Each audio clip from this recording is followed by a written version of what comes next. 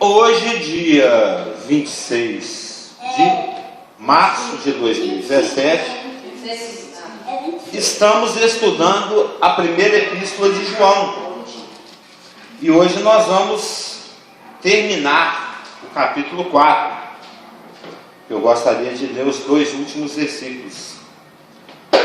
1 João, capítulo 4, versos 20 e 21. Encerrando o estudo de 1 João no capítulo 4. Lembrando que aqui nós estudamos desde o 4:7, que nós estamos estudando os filhinhos e o amor.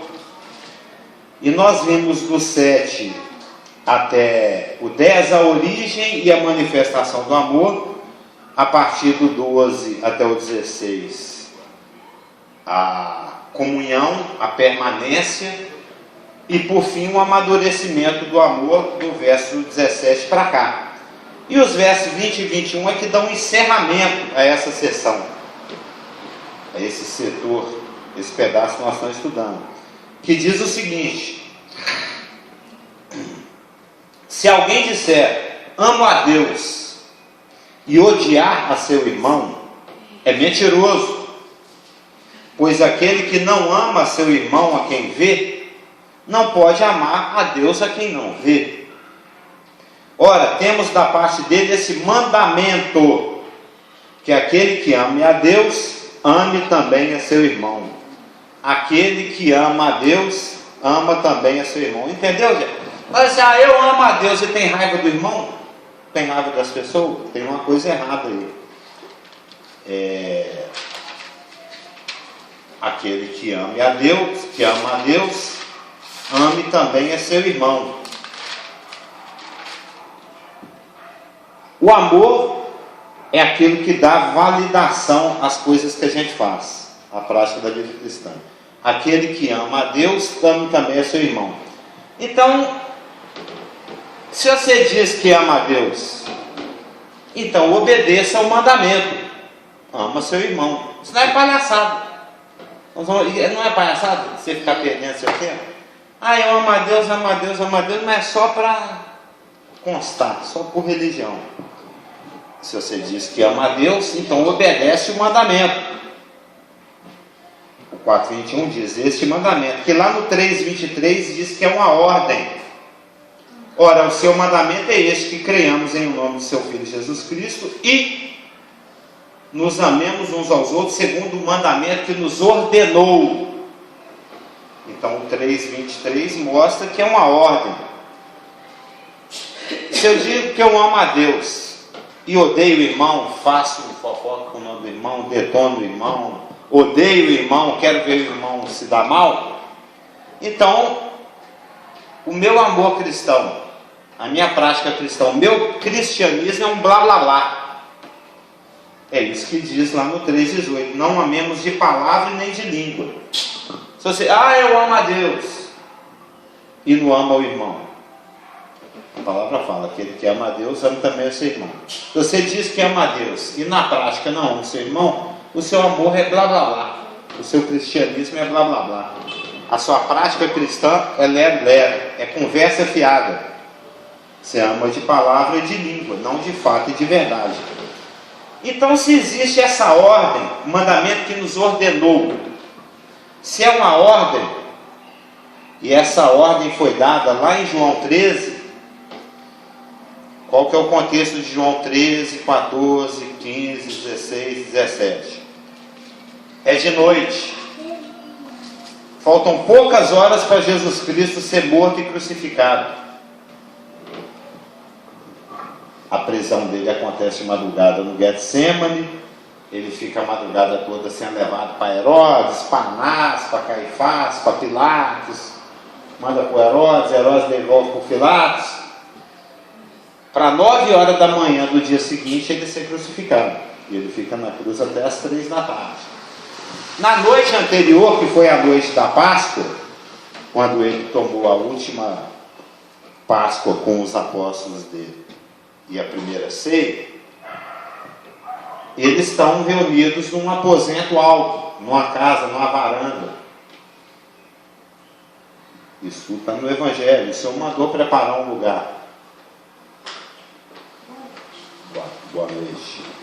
Então, João 13, 14, 15, 16 e 17. 18, 19, 20? Não, só 13, 14, 15, 16 e 17. Formam um contexto. Conta o que aconteceu. Conta o que aconteceu naquela noite, naquele jantar. Naquele jantar que Jesus estava tendo com os 12 apóstolos. E ele, depois de dar um bocado para Judas, Judas sai e só está ele e os 11 que sobraram. Aí lá em João 13, 34, ele diz o seguinte: nós somos judeus, né? Nós temos aquele mandamento, amar o próximo como a ti mesmo. Está lá na lei mosaica.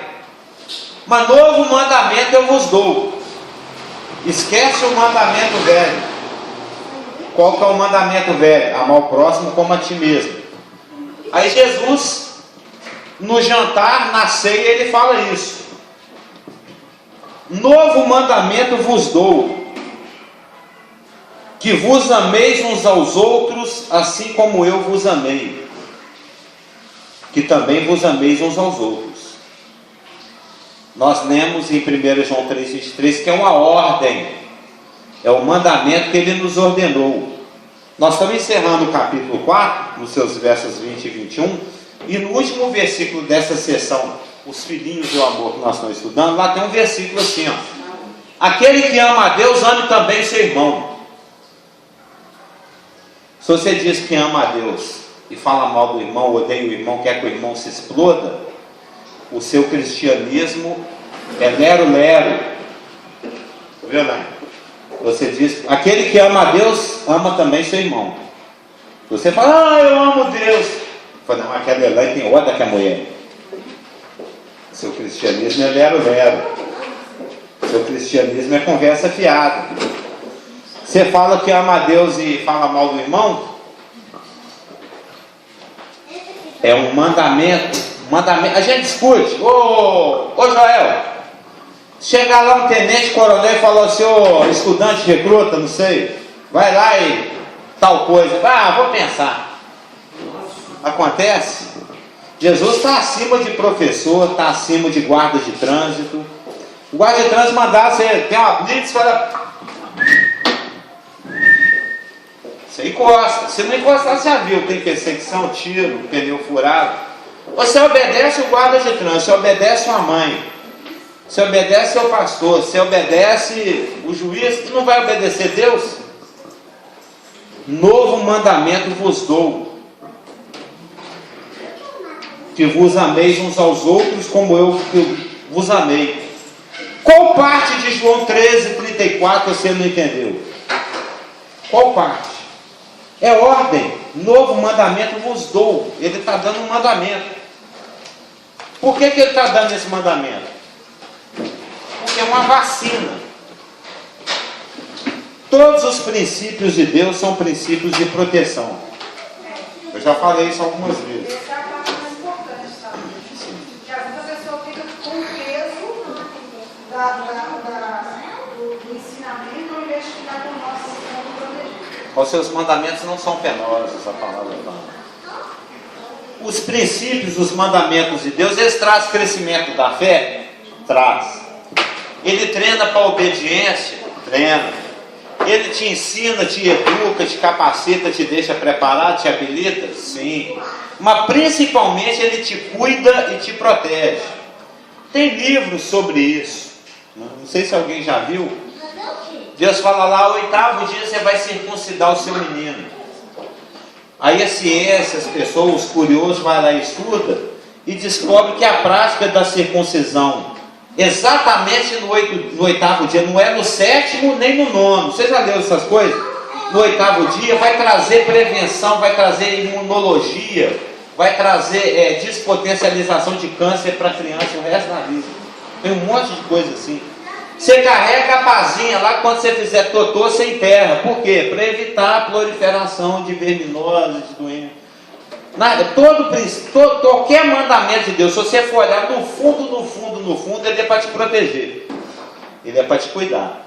Então Deus está, se Jesus lá na ceia, João 13, 14, 15, 16, 17, aquele momento, a última Páscoa, a primeira ceia, Jesus lá no meio da ceia, ele fala assim, esquece o mandamento velho, novo mandamento vos dou, é uma ordem, vocês se amem como eu vos amei. Por que ele está fazendo isso? Porque é uma vacina.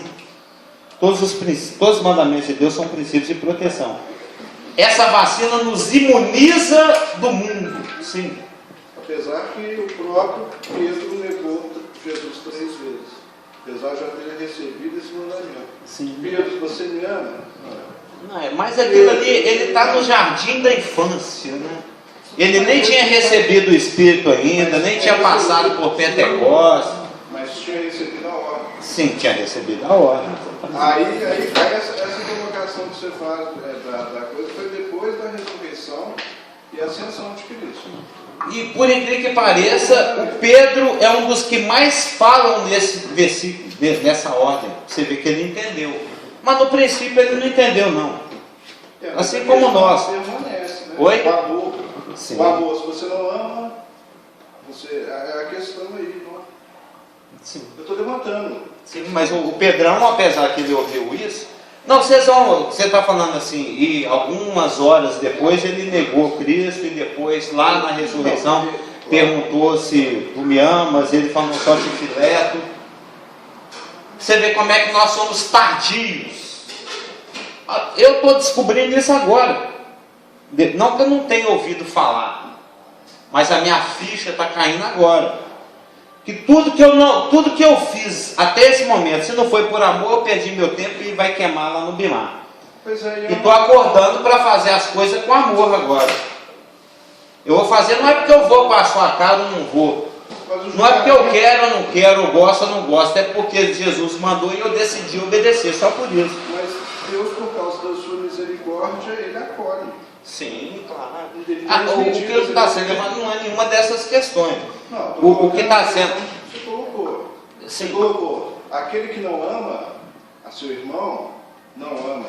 Ele negou Cristo 3 vezes. Ele não amou. Sim, não Se você amou. olhar por esse prisma, E Cristo perdoou. Ele não E amou. Cristo perdoou. E ele não perdeu a salvação. Essas coisas não afetam a nossa salvação. Mas Pedro, mas Oi? a obra não tinha sido consumada também. Sim, eu Mas falei isso você aqui tem agora. recebido a ordem. Amar, me amarás como a mim mesmo.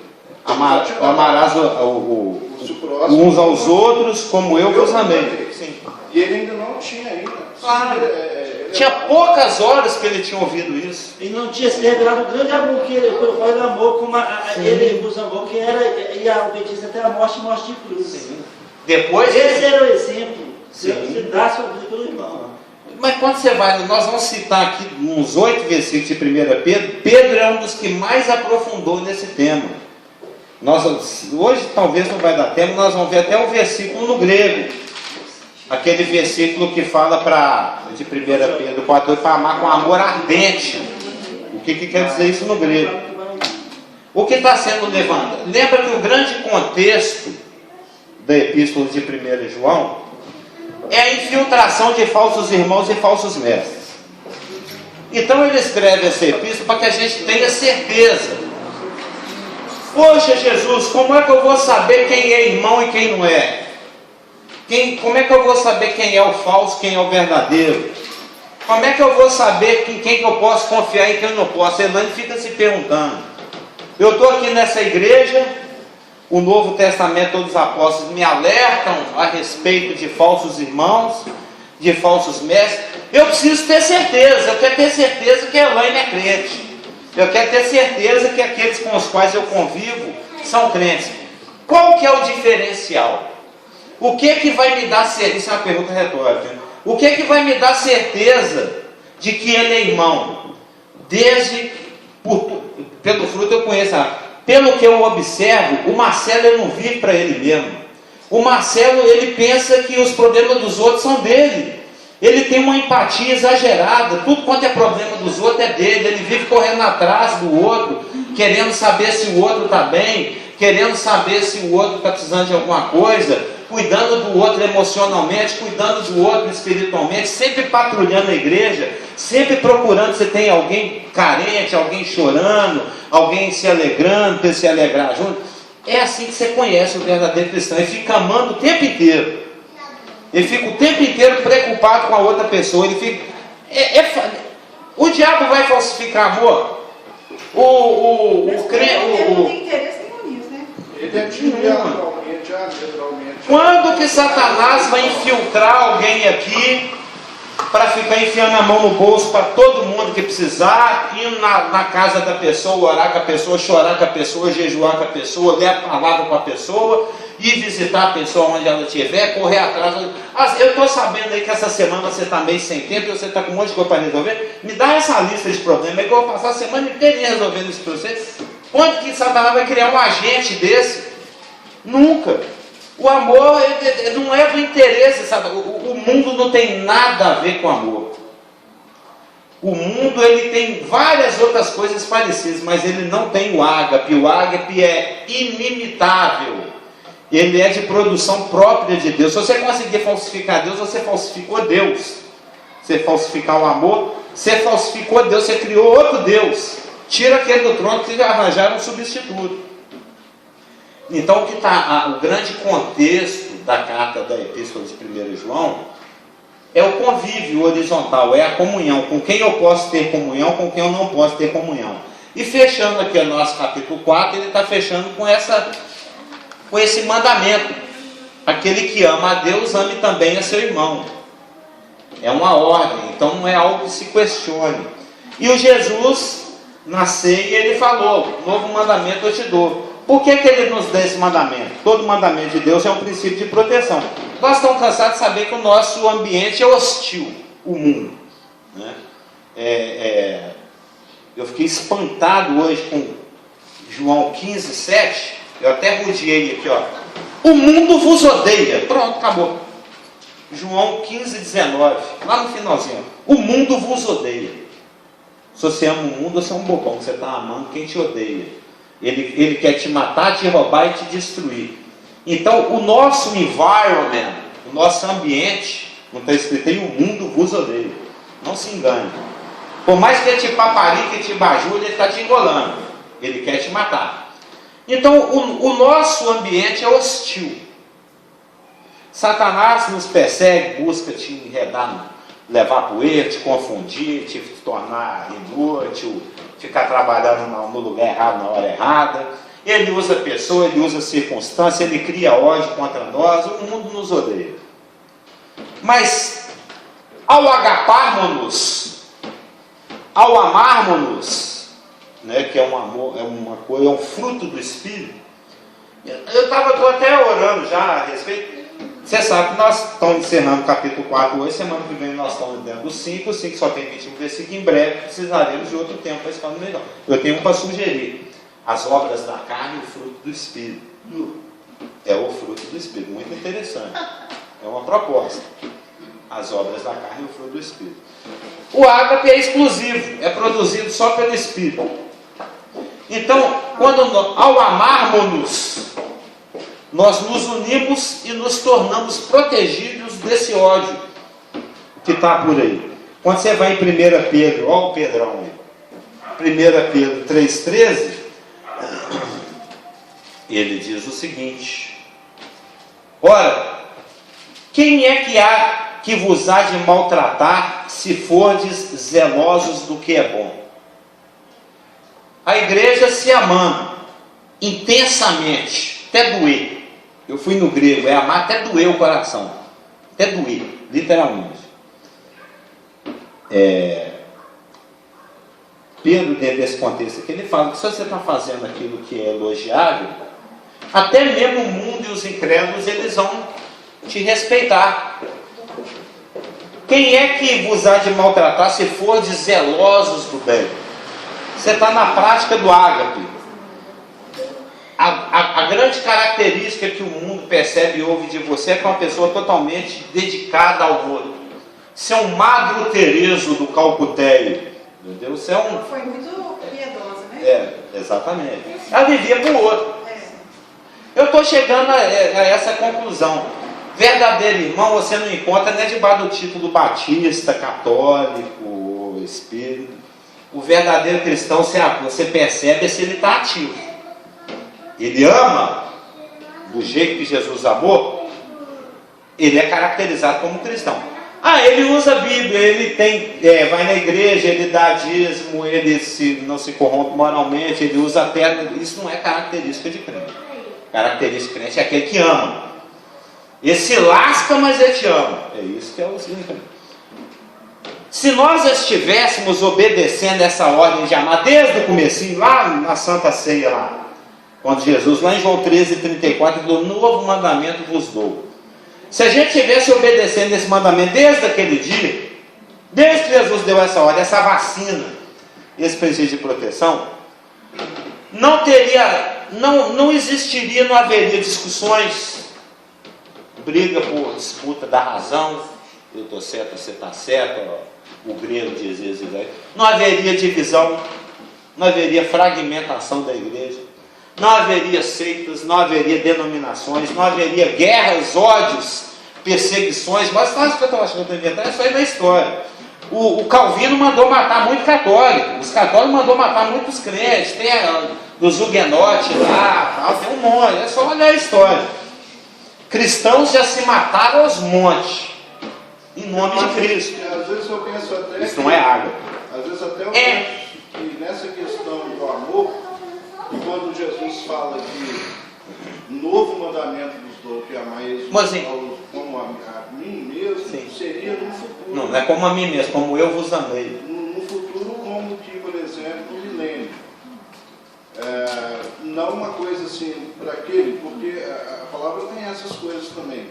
Às vezes um profeta ou alguém fala uma coisa que está destinada para um futuro mais distante ou imediato. Pelo que você está falando, o pensamento que me passa então seria esse, mais lógico. De fato, o mandamento foi feito. E mas esse mandamento aqui é para ontem. No momento do milênio. E não enquanto essas mazelas que você falou continuarem. Porque como você falou, se houvesse essa possibilidade, não haveria mais problema. Não, que eu estou falando, se a gente tivesse agapando, obedecendo esse mandamento, essa história teria sido outra. Evidente, mas evidente também que Deus está trabalhando com as outras pessoas. Então tudo é um processo.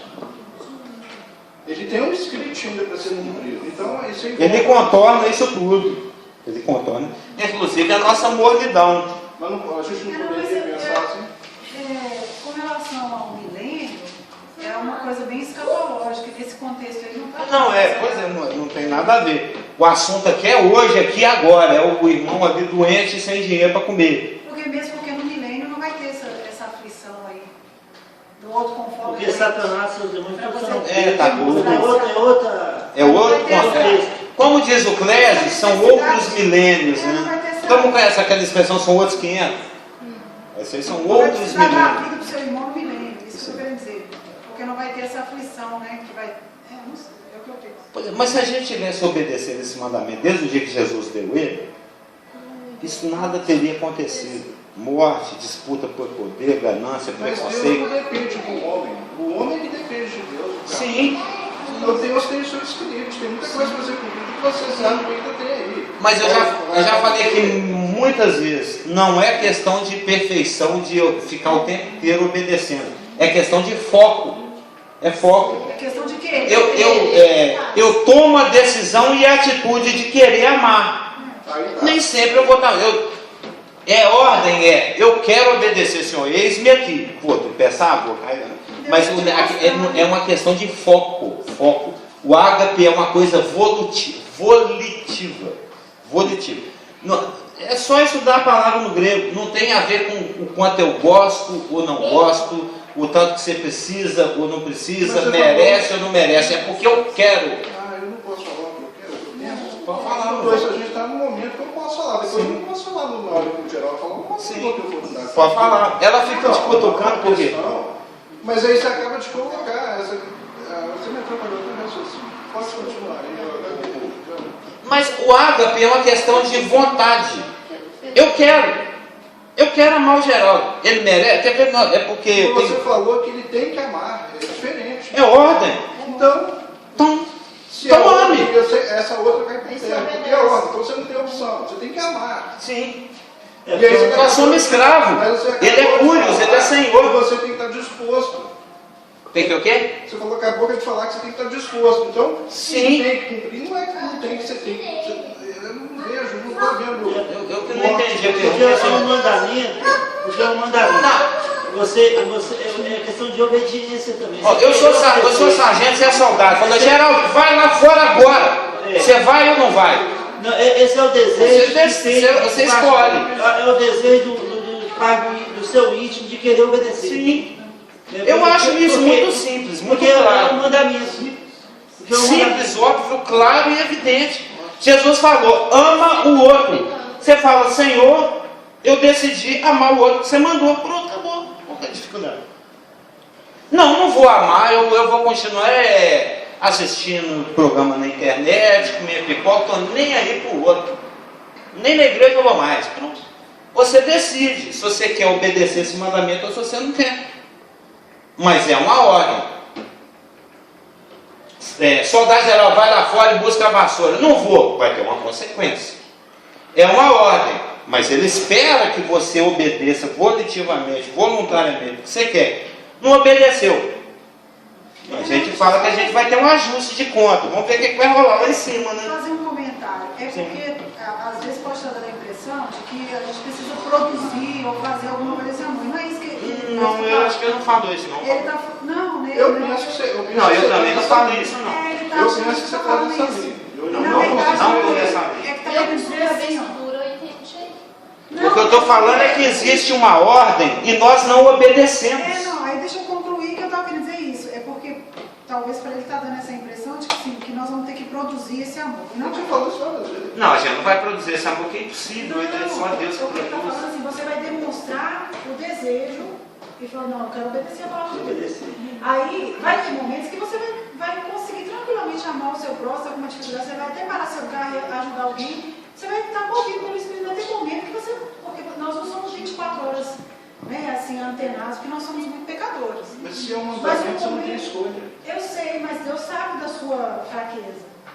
Entendeu? Deus sabe. Não, mas a partir Mas eu quando você fala assim, de obedecer. Não, mas eu começo assim, Deus, eu sou incapaz, eu sou uma meleca, eu não vou conseguir. Mas eis-me aqui. É só isso que ele quer. Aí ele vai te mostrando as situações, você vai aprimorando isso. Vai ter coisas que você vai achar que precisa fazer. Ele fala, não é nisso que eu quero que você ame o próximo, eu quero que você ame o próximo em outra coisa. Porque às vezes a gente ama os outros até errado, né? A gente estraga a pessoa, acha que está ajudando e não está. No caso, não é um amor produzido pelo Espírito. Exatamente, porque a gente tenta produzir e acaba fazendo a coisa errada. Então deixa o Espírito Santo mover e te conduzir nas coisas. Vai ter muita coisa que você vai ver acontecer na sua vida, porque Deus está te movendo, e tem outras que não. Toda a vida cristã é vivida através de obediência. Obediência é a palavra de Deus. É obediência. Porque o que alimenta a fé é o quê? A palavra de Deus. Se não tiver obediência à palavra de Deus, não tem fé. Não tem fé. Porque Romanos 10, 17, o que alimenta a nossa fé é a palavra de Deus. Então o princípio da vida cristã é a obediência. Isso é a obediência à palavra de Deus. Não a um, a palavra de Deus. Não é se obedecer ao Corão, você pode viver pelo Corão, te dá uma não vai palavra, produzir não nada. é que o Espírito Santo te dá uma palavra, você responde a ela, alimenta a sua fé. Isso é obediência. Obediência eis-me aqui. Obediência é disponibilidade. É submissão à palavra de Deus. Disponibilidade. Eu não vejo isso muito diferente, não. Deus fala assim, ama o outro. Fala assim, tá, Senhor, eu decidi, eu estou tomando a atitude de amar. O Espírito Santo faz o resto. Ele cria circunstância, ele produz, ele te dá as palavras, ele te dá as atitudes, ele te dá os sims, os nãos, e o que fazer, o momento. Referência à palavra de Deus. Você só precisa se disponibilizar. Se você é preguiçoso espiritual, não está afim de ralar, não se disponibilize, porque assim que você disponibilizar, tem serviço. Você vai ver o que acontece, vocês já estão precisando de uma ajuda, então, sempre tem serviço. Serviço aqui tem o tempo inteiro. No reino de Deus sempre tem uma tarefa para fazer.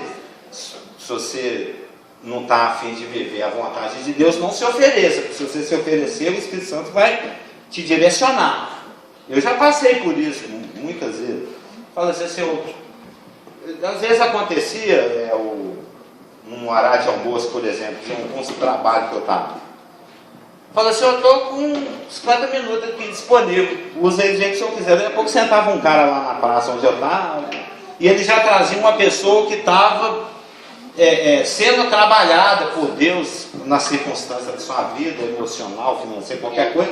Daí a pouco o Espírito Santo levanta uma conversa, daí a pouco você está evangelizando, daí a pouco a pessoa está orando com você. É só você se disponibilizar. Perdido para ser salvo é o que não falta. Irmão ferido para ser tratado também é o que não falta. Você só precisa se disponibilizar. Sendo que não é facultativo. Deus ainda nos trata como se fosse facultativo. Mas na realidade é uma ordem. É uma ordem. Então, o tanto quanto você obedece essa ordem, isso te gera ouro, prata e pedra preciosa. O tanto quanto você se indisponibiliza, você vai lá no seu Face God, você sai da presença da face de Deus, do Face God, e você coloca indisponível, né? Você passa do vermelhinho, não tem um negócio aí. No meu Facebook aqui só fica desligado. Que negócio de ficar conversando com os outros. Porque você aciona aquilo, o Clésio te acha, é 4 horas que você garra com ele.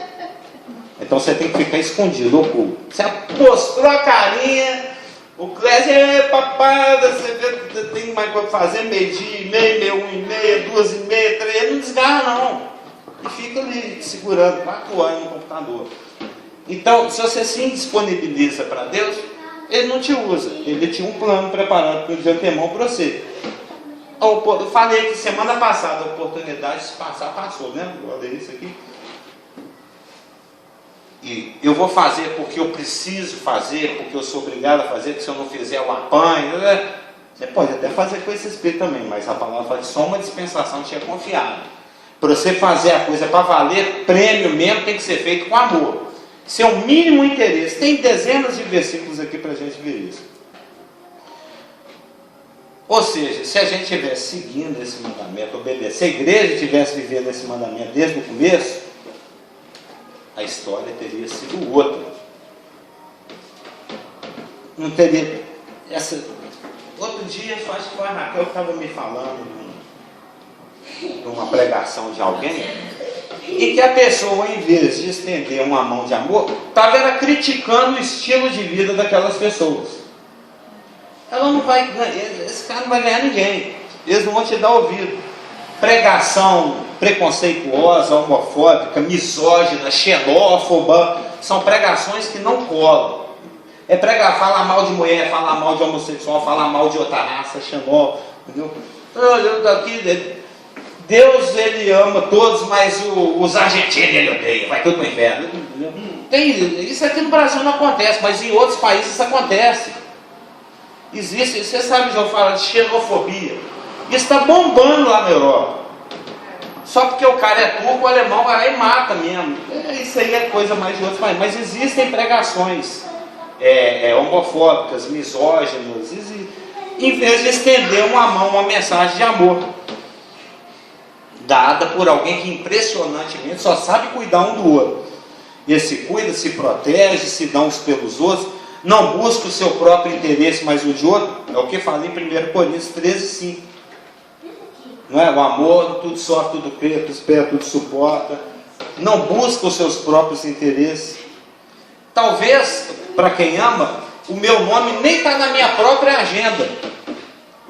Essa semana eu não consegui agendar nada para mim mesmo. De tanto que eu estou cuidando dos problemas alheios. Nós também assim que é bom. cuidando do problema dos outros. Mas tem que ser com amor. Com muito amor. Quando você ama, você toma a decisão e a atitude de amar, e o resto do Espírito Santo faz. Se você toma essa atitude, você não trai Deus. Porque eu amo Deus. Eu amo Deus em primeiro lugar. Eu não perco meu tempo, meu foco, as minhas oportunidades com outras coisas, com ídolos. Porque eu amo a vontade de Deus.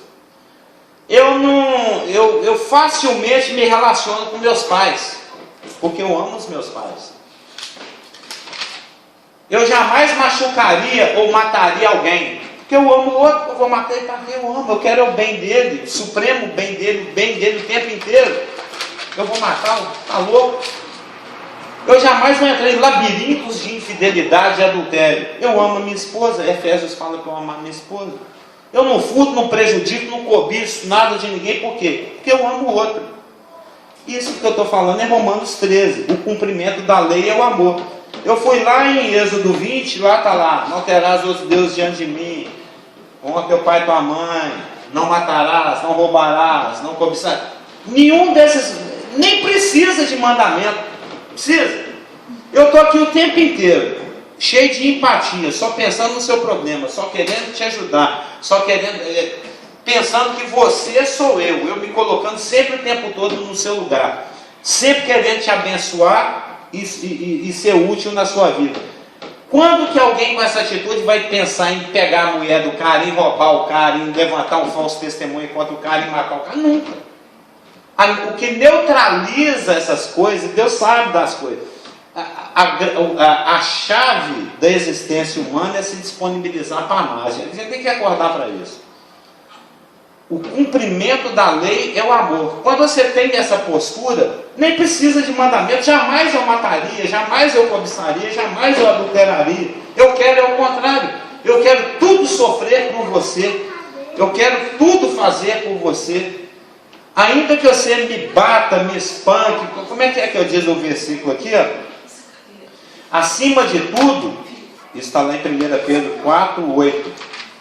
Porque a proximidade e a iminência da volta do Senhor, isso está em inúmeros textos das Escrituras, desafia o crente a ser vigilante e moralmente excelente. Não é? Tem várias passagens, sede vigilantes, das portas, tem um monte de passagens. Né? A doutrina da iminência da volta de Cristo, da proximidade da iminência, nos desafia isso, a sermos vigilantes e moralmente excelentes, né? Que é o que determina a eficácia da nossa oração, inclusive. É o que está escrito aqui em 1 Pedro 4, 7 e 8. Ora, o fim de todas as coisas está próximo. Sede, portanto, criteriosos e sóbrios a bem das vossas orações. O grego aqui é lindo. Mas acima de tudo, ou seja, mais importante do que todas essas outras coisas, a vigilância, a criteriosidade, a sobriedade moral, é o assunto aqui. Mais importante do que isso, acima de tudo, porém, tende amor intenso uns para com os outros, porque o amor cobre multidão de pecados.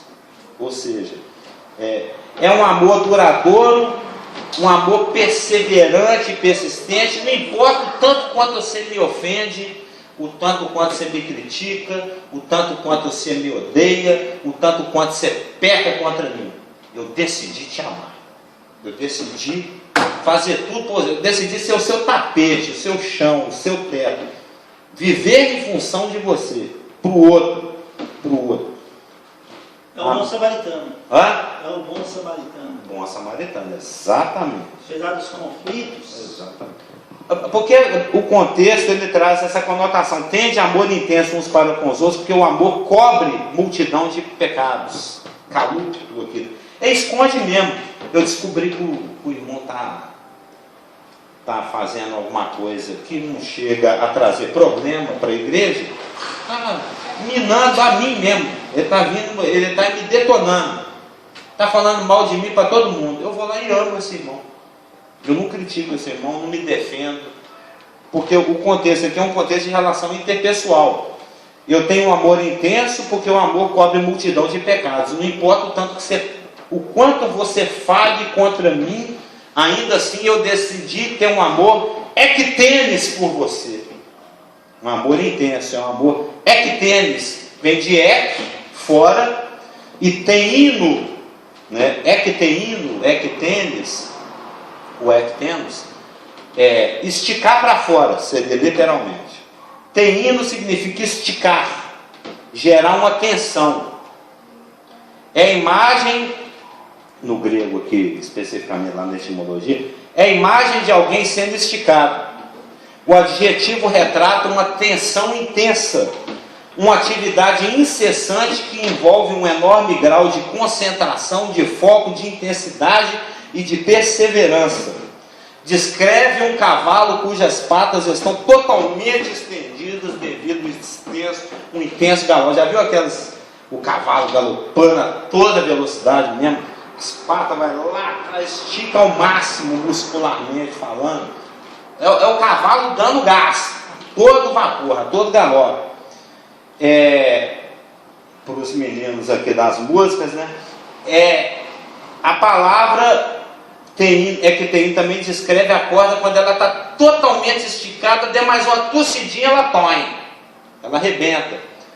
E também é um termo médico grego para descrever o alongamento do músculo até o seu limite. Né? Então, quando fala assim, tende amor intenso, né? Uns para com os outros, tenha ágape, ama o irmão até cansar, até doer, até estribuchar, até o limite, até o máximo esforço do que você seja capaz, até o músculo do seu coração quase se romper, estiver no limite do rompimento. É isso que a palavra fala. Ele está repetindo o que ele já tinha dito em 1:22, o Pedro, quando ele usou o ektenos também. Ó. Tendo purificado a vossa alma pela vossa obediência à verdade, tendo em vista o amor fraternal não fingido, amai-vos de coração uns aos outros ardentemente. A palavra que é que temos. Aí eu te pergunto, quando é que o casamento, essa igreja, ou esse cristianismo pífio que a gente conhece atualmente, está próximo disso aqui? A teoria é muito boa, Os cristãos lá da igreja nascente praticavam isso.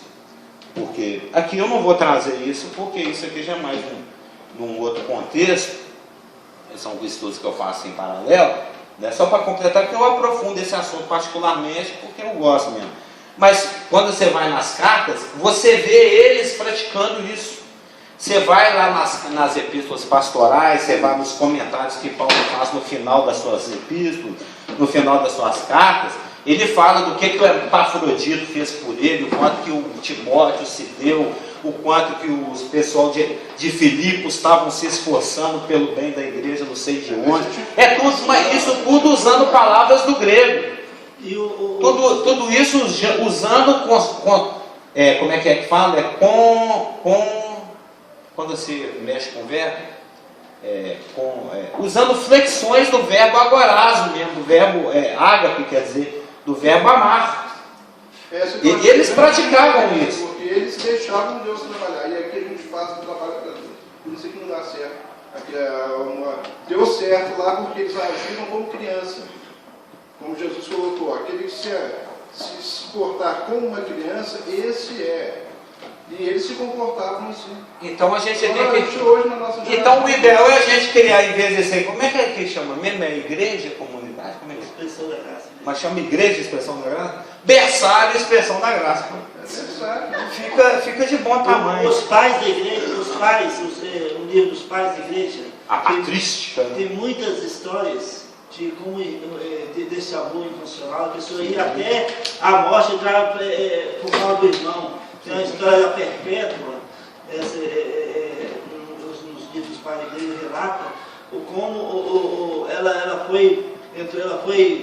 morta naqueles por leões, por amor a uma irmã. E aí por causa do irmão dela, que o impacto foi tão grande do amor dela para outra pessoa, que não era nem parente, o irmão dela, que não era convertido, se converteu. E eles levaram o filho dela lá para fazer chantagem emocional, antes de levar aquilo, nos Coliseus. Antes de ser levado para o Deus, levou o filho de 8 anos para fazer chantagem, para ver se ela abria mão da fé dela por causa do amor, e ela não abriu, ela foi à morte para mim. Porque eles passaram um aperto na época, o Coliseu estava cheio, e ela estava disposta, e eles queriam fazer chantagem, nossa, ela morre aqui, vai dar muito mais testemunho do que se a gente deixasse ela viva. Aí eles dançaram, que ela foi até a morte. Mas tem vários testemunhos. Ela agapou. Várias pessoas nasceram de novo, inclusive o irmão, como você faz com uma pessoa que nem é da nossa família. Não, e você vê não só o amor pelos outros, uns com os outros da igreja primitiva, da igreja primitiva, mas o amor para com as coisas de Deus, da palavra de Deus. Eles iam em cavernas, em lugares, em catacumbas, junto lá com um defunto lá morto há dias, viu, Natan? Morto lá, eles iam, era 6 horas, vamos chegar às 6 horas, no fedor lá para ouvir a palavra de Deus. E a gente é cheio de frescura, né? E você sabe que catacumba tem muita barata, né? Muita barata, rato. Já viu quando abre as catacumbas do Confim, que sai de barata e rata dali? Esse é o amor dele. Imagina ele lá na catacumba louvando o Senhor, a barata ansiavam para no chegar cabelo. ali, e eles tinham assim, um anseio para chegar. Daquela voadora ainda por cima. Você abre a boca. Eles ansiavam para estar aquele horário, estar junto com os irmãos, ao Exatamente. redor da mesa do Senhor. Eles obedeciam a ordem. Porque naquela noite da Santa Ceia, lá, como a gente chama, né, a última Páscoa, a primeira ceia, não é, eles falam da última ceia, foi a primeira, gente. É a É a última. última com Jesus na terra, né? Pode ser que. Deixa eu falar. Mas ele deu o mandamento. Novo mandamento vos dou. Que vos ameis uns aos outros, como eu vos amei. Passa um tempinho, dentro desse mesmo contexto, dessa mesma ceia, né? Então no capítulo 13 aqui, chega lá no capítulo 15, ele toca no assunto de novo. Ah, você não entendeu ainda, às vezes você não prestou atenção, né? Às vezes tinha algum apóstolo dos 11 lá conversando entre si, não prestou atenção. Ah, desculpa, é a última antes da crucificação. Sim. Porque depois É a última Páscoa, a primeira ceia. 40 dias. E é que você falou de Jesus na terra, né? não, Ele comeu outras vezes com ele. É antes da crucificação. Mas como o assunto era importante, Jesus voltou no assunto. Né? Você vai lá no que é um contexto. João 13, 14, 15, 16, 17. É tudo um evento só naquela noite anterior à crucificação. E ele já tinha dado essa ordem para eles, esse mandamento, novo mandamento vos dou, que vos ameis aos outros como eu vos tenho amado. Passa, tal, come mais um pedacinho de cordeiro aqui, um pedacinho de pão ali, um golinho de vinho e tal, e Jesus volta no assunto. Né? Você ainda não entendeu? Às vezes eles não prestaram atenção, eu vou repetir que é importante, né? Aí Jesus, voltando ao assunto, no versículo 12 aqui, ó, o meu mandamento é esse, ele volta no assunto, meu mandamento é esse, que vos ameis uns aos outros como eu vos amei. Viu, gente? Todo mundo prestando atenção? Meu mandamento é esse, eu vou explicar. Ele é sacrificial, está no verso 13, ninguém tem maior amor do que esse que é dado pelo próprio irmão. Qual que é o capítulo? João, capítulo 15, verso 12. Ele volta no assunto. Antes da crucificação. João 13, 14, 15, 16, 17, é um evento que aconteceu ali naquela noite antes do Getsemane. Ele fala como eu vos amei, mas ele ainda não passou pela mão de cruz. Por isso que eu estou... Não, para Cristo a questão temporal não conta. É isso que eu contei na hora. Deus, os profetas, eles sempre falam coisas do futuro, como se tivesse acontecido, se fosse pretérito, não tem tempo. Mas esse amor aí, ó, ele é sacrificial, você vai dar a vida pelo outro. Eu estou contando com vocês, viu? É de confiança aqui, ó, porque eu já não chamo vocês de... Vocês são meus amigos, se vocês fizerem o que eu mando. E eu estou sendo bastante transparente com vocês, porque o Senhor, ele não conta o que ele faz por certo, mas para os amigos, ele já conta. Então, só para fechar, lá no verso 17, Jesus está sendo chato, ele deu o mandamento, ele voltou no assunto, e ele volta no assunto de novo lá no 17. Então, gente, só para fechar, tá? Isso vos mando, que vos ameis uns aos outros. No 15 e 17. Ele falou a mesma coisa 3 vezes.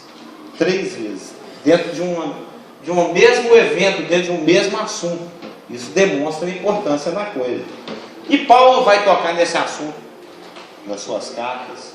Pedro vai tocar nesse assunto nas suas cartas. João vai tocar nesse assunto nas suas cartas. A gente fica aí discutindo, né? Tem uma discussão teológica enorme a respeito do conceito da liberdade. O que é liberdade?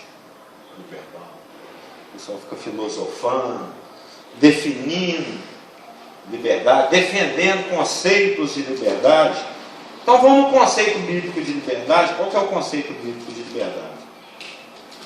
A verdade. O conceito bíblico de liberdade está aqui em Gálatas 3. Eu só notei os versículos, mas não vai ser difícil achar, não. Os versículos é 13 e 15.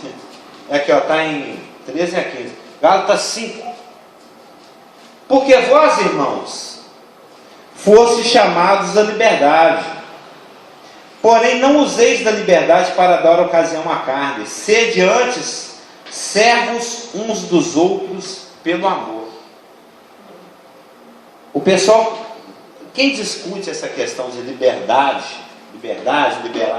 cristã, fica discutindo em cima do que eu posso, o que eu não posso fazer. É sempre eu, né? O que eu posso? Ah, pode fumar? Não, não pode, não. Pode, porque na Bíblia não fala nada de cigarro, nem tinha na época, tal, não pode, é pecado, não. Eu posso ir, não pode fazer, não pode fazer, eu tenho direito, não tenho direito. Tá, o crente sabe, vai falar, estou livre, Jesus falou, se o filho vos libertar, verdadeiro. Agora você está livre, você pode fazer o que você quiser, posso, até mesmo as coisas, todas as coisas são lícitas, só não é muito conveniente, nem produtivo. Posso fazer? Pode, estou livre, pode fazer. Opa, vou servir o irmão até cansar. Já que eu estou livre agora, eu só vou trabalhar de graça para os outros. Eu só vou viver o problema dos outros. Eu nem existo, esqueci de mim, me autodeletei, shift del. Eu agora só vivo para o outro. Eu só quero ver o Marcelo feliz, a Marta sem problema, a Jéssica com muito dinheiro e saúde. Contem comigo, minha agenda é sua. Isso é a verdadeira liberdade de acordo com o conceito de Paulo aqui em Gálatas. Você aproveita que você é livre para servir. Já deu hora aí. Você vê, só para fechar, a gente observa o espírito da coisa com um versículo que está me incomodando atualmente, né, no meu dia a dia, que está em Efésios. Tem vários outros nesse sentido, mas já que o pastor mandou passar na regra, eu vou citar só o 4:28 de Efésios. Você vê como é que é o espírito da coisa. Aquele que furtava, não furte mais. Antes, trabalhe, fazendo com as próprias mãos o que é bom. Beleza, esse versículo podia até parar aí, né, Elane? Se você furtava, se você furta, é porque você está precisando de algo, muitas vezes, né? Você viu a reportagem sobre uma questão ridícula que chega lá no Supremo? Aquilo é muito idiota, né? O cara, a mulher rouba um pacote de fralda, o trem vai lá no Supremo Tribunal Federal. Não, essa é uma curiosidade de quem fez a denúncia, quem prestou queixo. Não, por causa não sei, de R$6 de camarão. Você viu a reportagem? 3 sabões de milho, o cara foi em cana, teve primeira instância, segunda instância, terceira instância, Supremo Tribunal Federal decidindo o que vai fazer com o cara que roubou 3 sabões de milho. Sem milho. É ridículo, né? Então, a gente quer muito se proteger, se cuidar. Eu me cuido, né? Sempre. Que é o contrário do água. Então, você vê assim, ó. Porque tem quem furte, porque precisa mesmo. Eu já trabalhei no supermercado, eu já vi gente que rouba porque está com fome. Eu já vi uma reportagem de um cara que ele entrou, isso não foi na noite, que é acostumar com de manhã. Ele entrou dentro do supermercado correndo, ele estava com tanta fome, ele foi no setor de embutidos, essas coisas, ele pegou uma mortandela, ele estava com tanta fome, ele deu uma mordida tão grande na mortandela, e engoliu, que ele morreu asfixiado, com um toloço de 400 gramas, e morreu matando. Tem gente que rouba leite, essas coisas, porque está com fome. Às vezes é o caso do cara aqui, às vezes é de safadeiro. Mas o que a palavra fala aqui em Efésios 4:28? Aquele que furtava, não furte mais. Antes trabalhe, fazendo com as mãos o que é bom, para você se suprir sua necessidade, para você cuidar de você mesmo, para você ter o que comer. A lógica é essa, né? Mas olha como é que o versículo termina. Você furtava? Não furta mais não. Agora você vai trabalhar. Vai trabalhar para ter suas coisas? Não.